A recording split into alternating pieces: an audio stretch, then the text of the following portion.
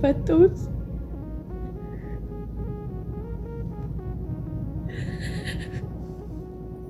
ለምን ስለማልችል ነገር አልችልም። ግዴታ መፍታት አለብሽ ሲባል ኦኬ ነው ያልኩኝ። ለምንድነው ታውቃላችሁ? ለገንዘብ ስል ነው ያደረኩት።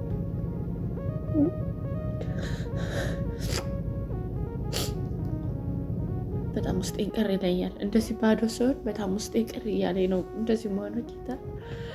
ግዴታ ስለሆነ ደግሞ መፍታት አለብኝ። ከመሞት መሰንበት፣ ከመሞት መሰንበት።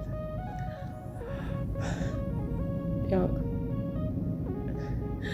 ጌታን እኔ በጣም ቅር እያለኝ ነው መፍታቴ ማለት ነው። በጣም ውስጤ በጣም አላውቅም፣ ውስጤ በጣም ቅር ይላል፣ ግን ምንም ማድረግ አልችልም። በቃ የሆነ ልጆች ትጠይቁኛላችሁ መስቀልሽን የት አድርገሽ ነው ምናምን ትሉኛላችሁ፣ ግን ስለማልችል ነው።